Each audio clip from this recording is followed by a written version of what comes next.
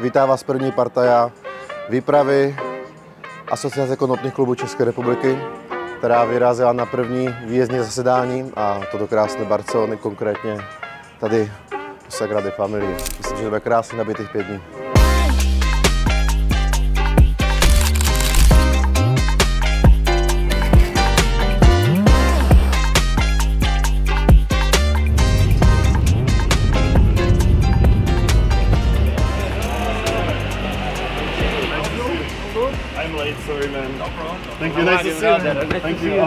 Začínáme z Vostea, jdeme za klukama ze Seedstock KS, že ty jsou domácí, všechno to tu znají, jsou se všema kamarádi a vemou nás do těch nejlepších konopných klubů, otevřou nám dveře a pomůžou nám zjistit všechno podstatné.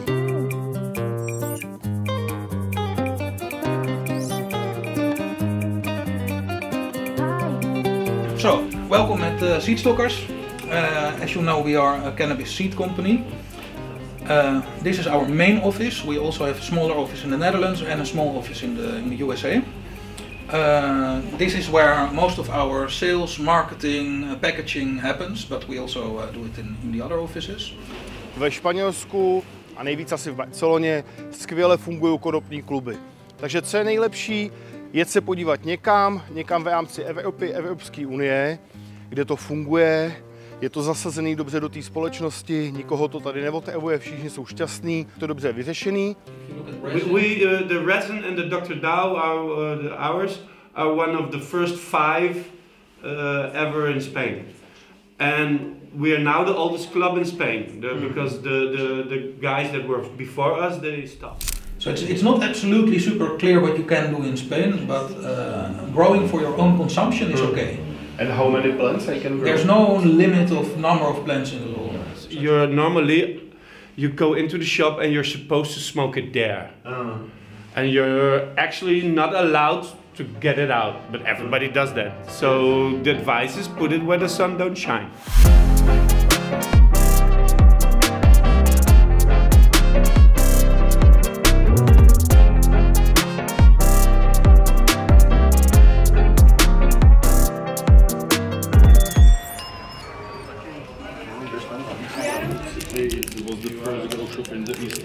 To voní to krásně.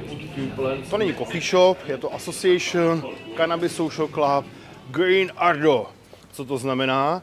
Green jako zelený, Ardo jako oblast. Takže zelená zóna, zelená oblast. Já už jsem tam byl, já to tam znám, je to tam skvělý.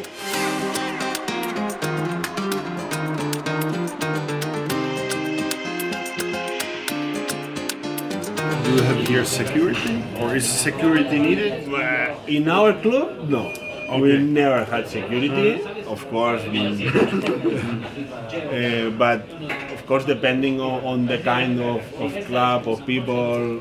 But no, we never had any issue with security, and as I said before, people is very friendly. The law would say that you cannot promote consumption, okay, but of course you can have your website and everything, but it's like more like kind of informative thing. Je to vlastně takový krásný, menší social club, funguje už 12 let a týpek si hodně angažoval, ví o tom všechno, takže nám to řekl spíš takový té aktivistické části. Česko se podle mě má stále co učit, ale stále bychom měli zapomínat na to, že Česko je docela velmoc v pěstování trávy a máme hodně dobrých breederů a kultivátorů, takže není důvod, proč by ta legislativa tomu neměla jít naproti. Přece to peníze do veřejné kasy a hlavně vlastně to zlepší tu náladu v konopné komunitě, která je v České republice početná.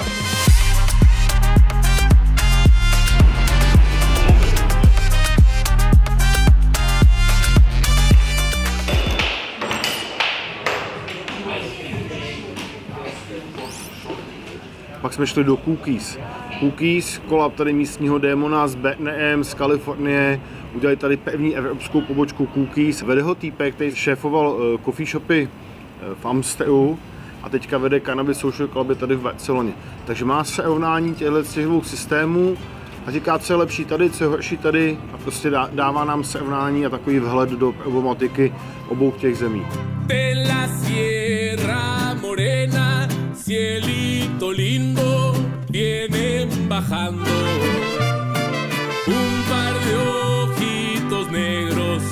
cielito lindo de contrabando. De la Sierra Morena, cielito lindo, vienen bajando. Manny z Kalifornie, z Evropy to nejlepší, něco z Maroka, takže jako družba byla fakt pěkná, je to tady na úrovni, takže Cookies Barcelona, nejlepší. Děkujeme klukům ze Seed Stockers, že nás sem doprovodili, odvedli a pomohli nám všechno zařídit. Paráda, děkujeme.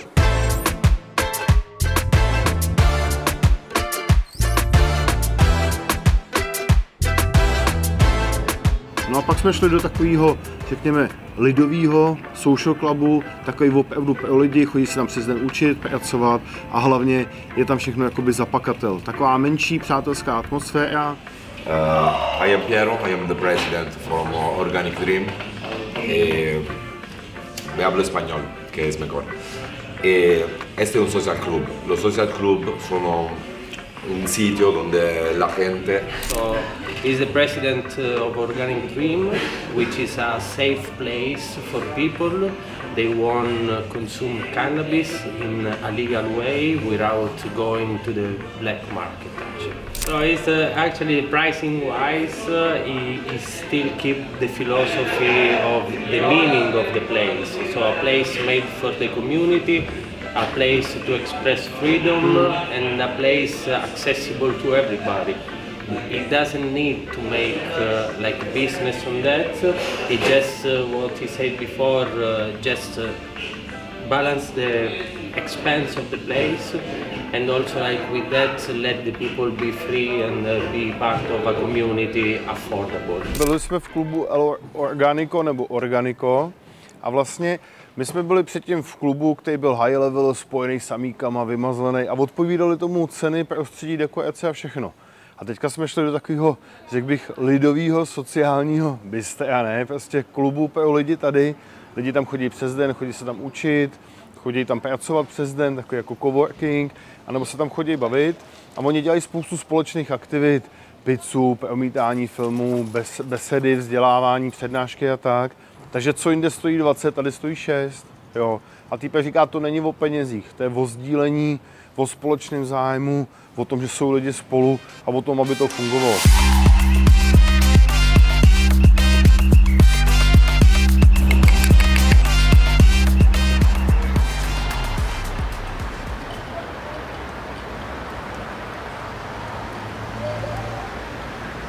Ale já mluvil o tom pak samotném vydávání toho zboží, že těm holkám to hrozně trvalo. No ta jedna holka tam byla druhý den se omluvala. Taková ta pěkná, jak vypadá, jak třeba k něm by mohla být jako Češka, víš co, ty dlouhý vlasy, vole. Začali jsme krásně, teáska, snídaně, bečko, výhled na Sagrádu. Teďka chodíme po městě, koukáme do takových těch konopných obchodů, co se tady prodává, jak to jede. Naštěstí tady není moc těch syntetických sraček. Projdeme se po pláži, dáme jídlo a míříme do klubu NPK.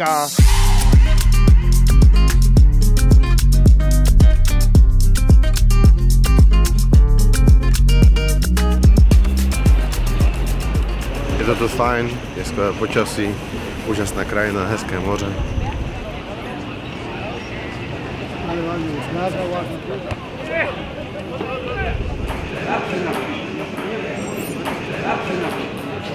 So basically we are in a club here, in a cannabis club in Barcelona. This is a movement that started 30 years ago. And basically after the dictature we were able to grow at home. So basically this is a group of people that organize, grow weed to deliver to the people that is in the group. And basically this is how we start with the cannabis club.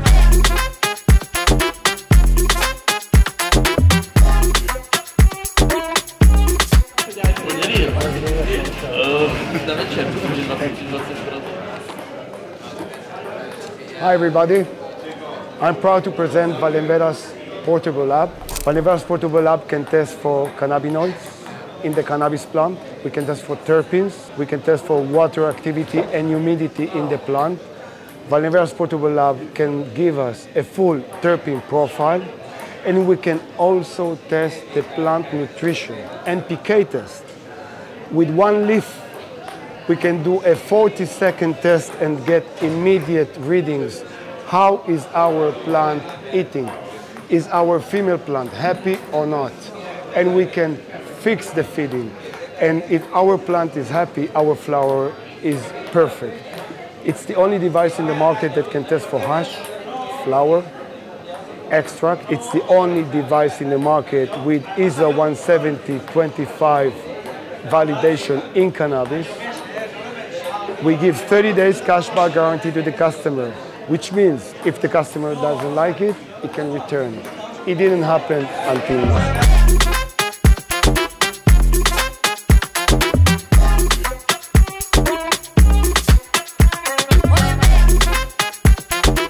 So about the law, I think there is a law that Podemos in Spain already proposed that is being able to have all these kind of different, like the industry, the clubs, and the auto crop together, as it should be. And I think there is a good regulation, it's already a low percentage, and there are many already things going on with this amazing law that I think is the one that could be able to improve the way that society can access to cannabis, and then we can share the benefits of this. And yeah, it's there. So yeah, check it out.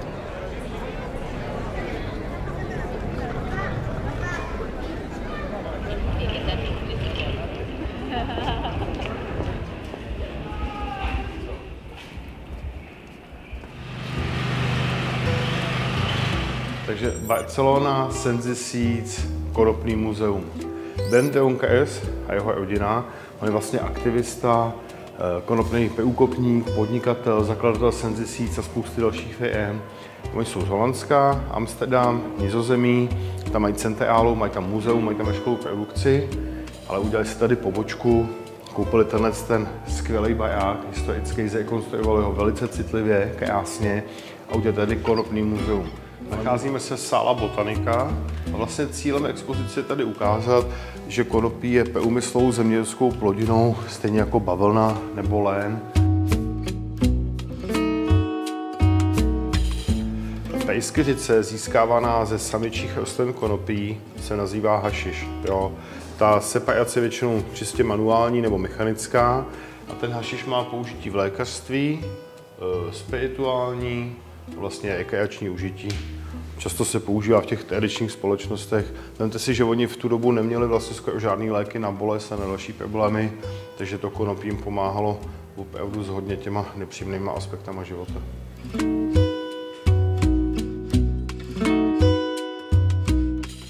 Tenhle ten koutek nás vede do 20. století, objev endokannabidního systému, legalizační snahy v Americe zaměřený vlastně na lékařský rozměr konopí. Oni tam zjistili, že to konopí velice pomáhá lidem nemocným AIDS nebo HIV pozitivním. Začali to zkoumat a pak zjistili, že to opravdu pomáhá na spoustu dalších nemocí a díky tomu to legalizovali v Kalifornii, pak v dalších státech. Nejdřív lékařská legalizace a pak následovalo vlastně rekreační a tady k tomu máme spoustu artefaktů a vzpomínkových předmětů. Já vás pak vyzvednu, jestli ne, tak se pak nejme společně. Nebo si dáme každý jednu tuhle tabletku a z každé lahvičky dvě. Ochutnáme a tady dívej, tady mají pro ženy. Hysteria. No, tak to mám v bajelu, vole. Jsou dobrý věci, jistě. Mně se líbil tenhle ten plakát, podívej, tenhle ten. Hey, at least it's not correct.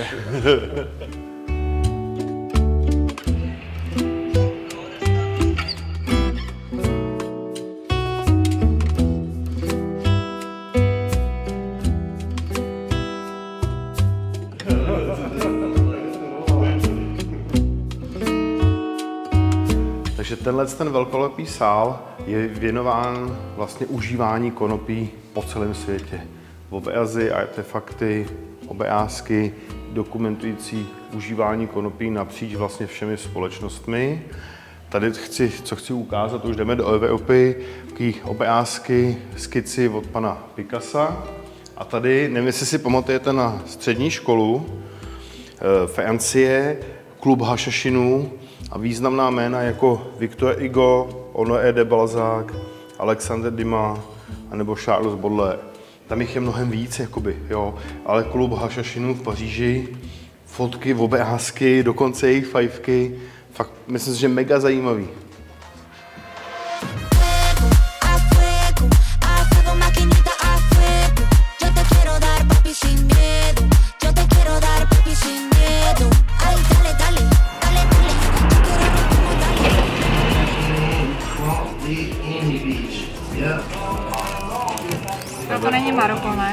Tak já potřebuji papírky. And can you tell us what makes your club so special? My personal vision, I think, is that we have a deep connection with our members. So there's not like a line between collaborating members and all members. So we have a deep connection with them. I think we also take care of the detail. We see the club as our home. We like to take care of it. We like to share, to have a good environment to share with the rest of the members. So we really take care of the vibe in general as well. I think that's what separates us from the rest, maybe. A fuego, maquinita, a fuego. Yo te quiero dar, papi, sin miedo. Yo te quiero dar, papi, sin miedo. Ay, dale, dale, dale, dale. Yo quiero rompemos, dale, lumo, dale. Ay, ay, dale, dale. Takový menší podnik, ale moc krásnej. A musím říct, že nás velice oslovila personální politika, že opět zaměstnávali jenom hezký, chytrý holky. Jo? A teda druhá věc je ten výběr, co tam měli. Od levných až po dražší, fakt po super americký modely a úlet bylo hašišový menu. Jako. Ochutnával jsem hodně, proto tak milu a bylo to fakt jako pěkný, menší klubík, bylo vidět, že tam jako to 10 let to dělají a že to tunějí postupně. Všichni říkali, tady se podepsala ta ženská UK, takovéhle věci nepoznám. Fakt dobrý viza, se mi moc líbil, paráda, dávám 11 z 10.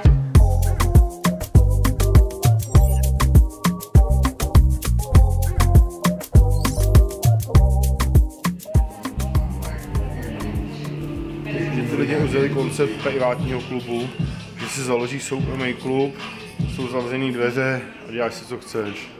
Ale že některý lidi si dělají, co chtějí až moc, takže to město na to reaguje, musí to řešit a to zase ohrožuje ty další. Tak. Jakoby, když to řeknu v kostce takhle.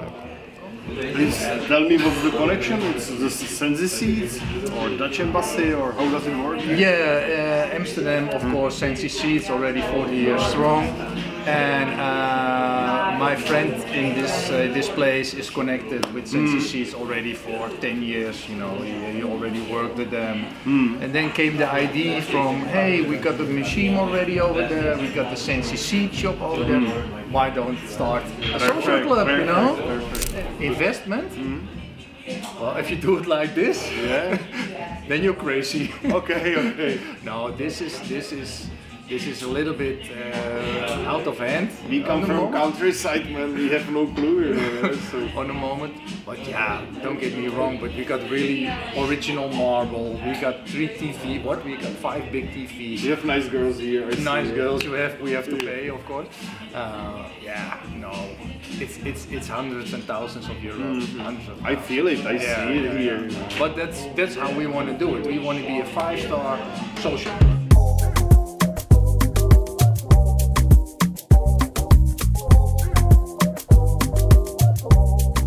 Máme asi tak 25 modelů, co nám zbylo a musíme dát nějakou degustaci na úrovni. Je k tomu asi 12 litrů hašiše, tak to nějak jako opárujeme a uvidíme, buď dáme poznávačku, nebo typovačku, nebo hodnocení.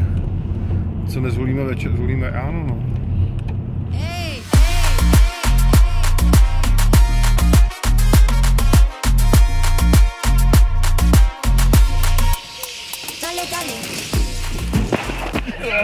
Já jsem to věděl přesně.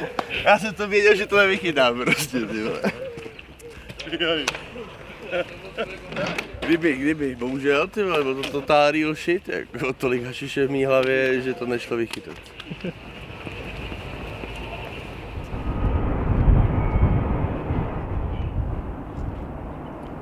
Čau, ahoj, jmenuji se Petr, jsem konopný pacient. Tak když jsem vešel poprvé do konopného klubu, tak to bylo hrozně fascinující. Byl jsem i trošku jako nervózní, protože jsem vlastně nevěděl, jako co od toho očekávat. Ale bylo to velice příjemný prostředí, klidný, jako cítil jsem se tam jako hrozně moc dobře. Můžu říct, že pro mě je to skvělé zase vidět, proč celou dobu teď tvoříme tu myšlenku těch klubů a myslím si, že u nás v Česku jsou předpoklady pro to, aby to vzniklo, jsou taky. Myslím si, že všichni členové asociace mají v zájmu, aby to všechno proběhlo prostě stejně ve Španělsku možná i lépe, s méně restrikcemi, které oni tady musí řešit. A není vlastně jediný důvod, proč by ty kluby nemohly fungovat právě u nás. Jde o to, že kluby jsou navenek diskrétní, na první pohled vlastně nezasvěcená osoba ani neví, že se nachází v okolí konopního klubu, to znamená žádná výrazná reklama, která by lákala děti, mladiství. Nejvíce mě tady asi líbilo to, že do těch klubů vlastně chodí všechny generace lidí, samozřejmě ne děti, že jo, ale od těch 18 až staří lidi, kteří si tam prostě došli, dali si tam kafe, ubalili si a povídali si. Bylo to jako moc příjemný. Když to jde tady, proč by to nešlo v Čechách? Samozřejmě to jde, jo, ono, když se chce, tak jde skoro všechno. Že ty Španěláci tady jim bylo, říkají, když skončila diktatura, že jim bylo umožněno pěstovat si 5 kytek konopí. A bylo to tak, že ty kytky nesměly být vidět. Takže to byl první krok. Druhý krok byl, že oni si teda řekli, pojďme se zde užít, pojďme se spojit, pojďme si pěstovat dohromady, případně na tom společném prostoru to právo delegovat, ať tam můžou chodit pěstovat i lidi, kteří na to tady neměli třeba prostor nebo možnosti. Zajít si právě do klubu, najít si svoje místa oblíbená.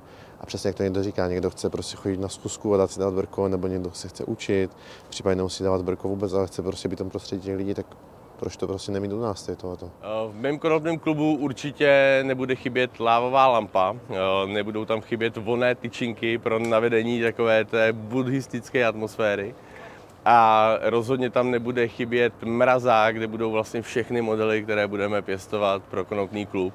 Co hlídají opravdu striktně, jsou drogy, vlastně ostatní drogy nebo tvrdé drogy, jakmile náznak, okamžitě ukončení členství a vyhození. Co v těch klubech musí dodržovat, jsou poměrně přísné bezpečnostní předpisy, ať už to jsou požární předpisy, kolaudace, počet osob, únikové východy, značení a samozřejmě vzduchotechnika, ventilace. Jednak z pohledu těch předpisů, jednak ten klub si nesmí nahněvat okolí. Tam je základ, aby ten klub vycházel s těma lidma v okolí, aby ty lidi vlastně mu to povolili a aby si nestěžovali. A to je vlastně to, co rozhoduje o existenci nebo neexistenci toho klubu. Většinou to tak, že tam musí mít pachový filtry a ta vzduchotechnika je vyvedená až úplně nahoru a podobně jako u kuchyní musí být až 3 metry nad budovou. Jo. No a teďka máme pondělí, 4. den a s klukama jsme to tady sešli, zhodnotili, dáváme takovou oficiální rozlučku a plánujeme, kam pojedeme příště. Jak nás můžete podpořit, stačí like, nebo se můžete stát zdarma členem naší asociace. Pokud byste chtěli být aktivnější, tak samozřejmě to oceníme. Pokud byste si chtěli otevřít klub nebo podpořit otevření klubu, ještě lepší. A samozřejmě máme vyšší level členství a pak můžete jezdit s náma, teďka Barcelona, příště to bude Holandsko coffee shopy, Malta, Kanárský ostrovy, stojí to za to a je to vlastně taková konopná komunita, konopná spolupráce na vyšší úrovni. Je to krásný. Bailalo, gózalo, como lo canto y lo siento yo.